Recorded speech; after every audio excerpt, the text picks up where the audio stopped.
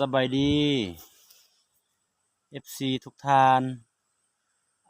มื้อนี้สุกได้ไปฟังมันเนาะฟังมันก็เลยยามเวลาร้องเพลงสดก็เพลงนี้มีชื่อว่าเพลงรักสาวเมืองงาเป็นเพลงแต่งขึ้นเองเนาะก็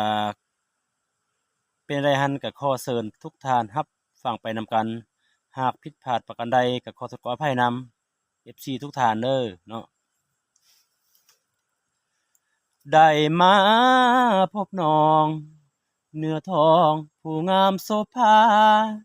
แดนดินถิ่นเขาลือสาพัฒนางามสีวิไลหักแท้ได้สามวัยขวัญใจชาวบ้านเมืองงาอยากอยู่เคียงน้องเฮ็ดนาอยากร่วมสิว่าเด็บผู้สาวดอนงิ้ว สาวงามห้วยเสยหากได้เป็นเคยสิบ่ปล่อยวางหักแท้ผู้สาวทักวางสิบ่ปล่อยวางหักแต่นางอยู่พินสาวบ้านแก้วบ้านทินหากน้องได้ยินขอจงเมตตาสาวผู้หัวดอายหักน้องท้องฟ้าคิดฮอดเดลาสาวนาสานนาเมือง โอ้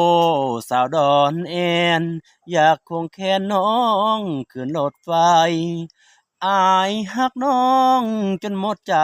แม่น้องสามวัยสาวบ้านใหม่ห้วยคานสาวห้วยล้อมลาดหานเฮาเคยสาบานว่าสิบ่มีสองหักบ่ลืมผู้สาวแคมคองอายเคยไม้ปองสาวนาโคกมกลอย ห้วยเลี้ยงห้วยไหลอยากได้สามวัยมาเป็นเนื้อคู่งามลายสาวมงต้องตูอยากได้สมตรูมาเป็นพันละหยาสะอ่อนน้องลายเดลาแม่ยอดสีว่าสาวคอนถอยแสนจอดหักน้องลายคือนำตลอดอยากเข้าไปกอดเด้ผู้สาวเมืองงา เอาขอบใจเด้อเนาะ